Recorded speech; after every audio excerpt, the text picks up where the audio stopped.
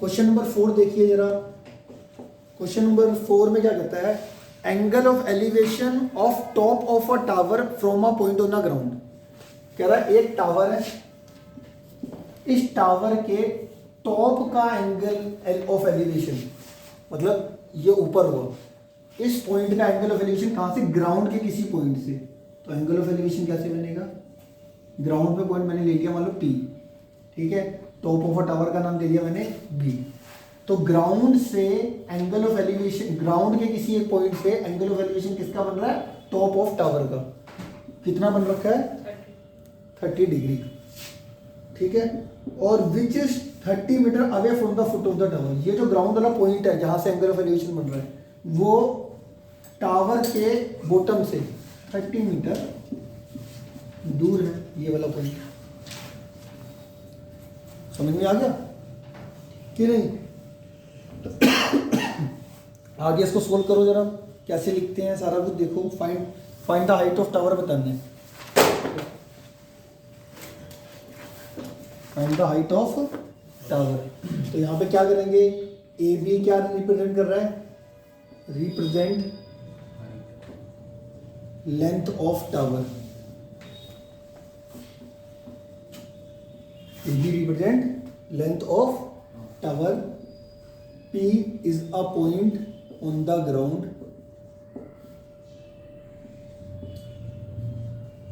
at which angle of elevation made। ठीक हो गई। अब ए बी हमारा ये टावर हो गया, ठीक है जी। अब हमारे को टावर की लेंथ निकालनी है, तो मतलब ए बी फाइंड आउट करना है।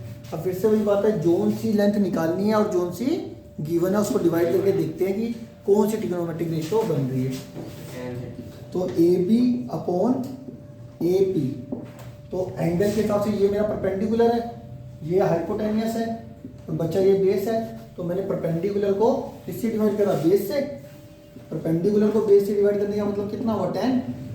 एंगल कौन सा था, ये रखा है 30, तो 10 30 कितना होता है, 1/√3। और ए बी की वैल्यू निकालनी थी और ए पी की वैल्यू थी 30। ए बी कितना आएगा, ये 30 क्रॉस मल्टीप्लाई करोगे उधर, तो हमारा ए बी की वैल्यू कितनी आएगी, 30√3।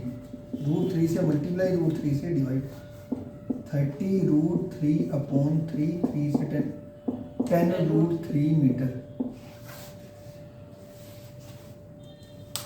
बताओ ये आ गया समझ में? और लास्ट में हमेशा एक लाइन लिखनी है फाइनल, कि आपसे क्या पूछा था, ये भी होगा यहाँ पे हमारा length of pole is 10√3 metre. Clear हो गया? क्वेश्चन नंबर 5 में देखो क्या क्या कर रहा है, a kite is flying at a height of 60 metre above the ground. 60 metre above the ground का मतलब क्या हुआ, मान लेते हैं काइट यहाँ पर है, एग्जाम्पल के तौर पे ए पॉइंट पर, तो वो अबव द ग्राउंड का मतलब होता है ये हाइट दे दी इसको 60 मीटर ग्राउंड से, ठीक है। तो 60 मीटर अबव है काइट। अच्छा जी, इसके बाद क्या कह रहा है, the string attach to the kite is temporarily tied to a point on the ground and the inclination of the string with the ground is 60 degree. क्या कह रहा है कि भाई मैंने मतलब कि एक धागे से इसको ग्राउंड से बांध रखा है, किसकी, काइट की जो स्ट्रिंग है, ठीक है, उसको ग्राउंड से बांध दिया। और जो ये स्ट्रिंग है ये ग्राउंड के साथ कितना एंगल बना रही है, 60 डिग्री। एकदम सही बात है, ठीक है। तो हमारे पास ये होगी स्ट्रिंग, ठीक है। तो the string attach to the kite is temporarily tied to a point on the ground, ठीक है। The inclination of the string with the ground is 60 degree कर दिया। अब हमारे को लेंथ ऑफ स्ट्रिंग बताना है, लेंथ ऑफ स्ट्रिंग बतानी है। और इसमें क्या कहते हैं हमारे को, there is no slack in the string. Slack का मतलब गांठ, कोई गांठ कंसीडर नहीं करनी कि उसके अंदर कोई गांठ भी है स्ट्रिंग के अंदर। हमारे पास ये आगे ए, ये आगे बी, ये आगे सी, ठीक है। यहाँ पर क्या करोगे आप, सिर्फ इतना लिख देना, let A C represent the AC represent a string, ठीक हो गया। अब in right triangle A C B के अंदर हमारे पास ये लेंथ पता है और ये लेंथ निकालनी है, तो A B upon A C perpendicular upon hypotenuse कितना होता है साइन, एंगल कितना था 60 डिग्री, ए बी 60 आ गया, ये ए सी निकालना है और ये आ जाएगा √3/2, ठीक है। क्रॉस मल्टीप्लाई करेंगे √3 ए सी इज इक्वल टू 120 और ए सी की वैल्यू कितनी आती है 120 अपॉन √3। जब भी डिनोमिनेटर में रूट आ जाए तो उसी से मल्टीप्लाई उसकी वैल्यू को रैशनलाइज करना है। 120 √3 अपॉन ये 3 से ये 120 कट के 40 √3 मीटर आ गया। बताओ ये क्लियर है? क्वेश्चन नंबर देखो 6 देखो, क्वेश्चन नंबर 6 में देखते हैं कि क्या क्या बोल रखा है उन्होंने। क्वेश्चन नंबर 6 में कह रहा है एक 1.5 metre tall boy is standing at a some distance from a 30 metre tall building, ठीक है। तो मैं एक 1.5 मीटर का ये बॉय बना देता हूँ खड़ा हुआ है, ठीक है, और कुछ डिस्टेंस पर खड़ा हुआ है from a 30 metre tall building, एक 30 मीटर की टॉल बिल्डिंग है, ठीक है। ये 30 मीटर हो गया, ये 30 मीटर बिल्डिंग हो गई, ये टाल बॉय हो गया 1.5 मीटर, ठीक है। ये कुछ डिस्टेंस पर खड़े हुए हैं।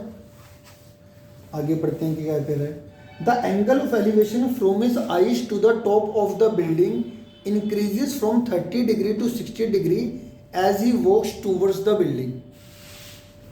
वो कह रहा है जैसे इनिशियल है, इनिशियल में इसका एंगल बनना है 30 डिग्री, इसकी जो आइज है उस आइज से जो angle of elevation of top of building का बन रहा है वो कितना बन रहा है 30 डिग्री कह रहा है। और जैसे जैसे ये बिल्डिंग की तरफ बढ़ा तो कुछ समय के बाद देखा गया कि अब उसकी आंखों से जो एंगल ऑफ एलिवेशन बन रहा है अब 30 डिग्री से चेंज हो गया, क्या हो गया 60 डिग्री हो गया। तो हम कुछ समय के बाद मान लेते हैं वो यहाँ पर पहुँच गए, और अब जो इसका एंगल ऑफ एलिवेशन है यहाँ ये वाले इस पॉइंट से था हमारा 30 डिग्री और इस वाले पॉइंट से था हमारा 60 डिग्री, तो ये मेरा 30 डिग्री आ गया और ये मेरा 60 डिग्री आ गया। As he walks towards the building the angle of elevation increases from 30 degree to 60 degree. क्या मेरी बात समझ में आ रही है?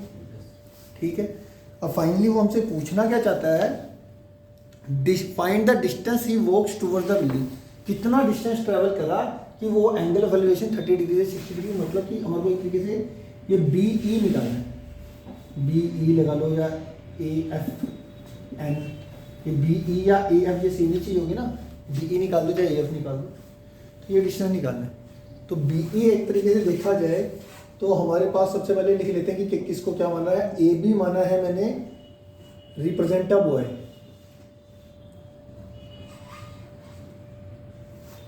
ठीक हो गया।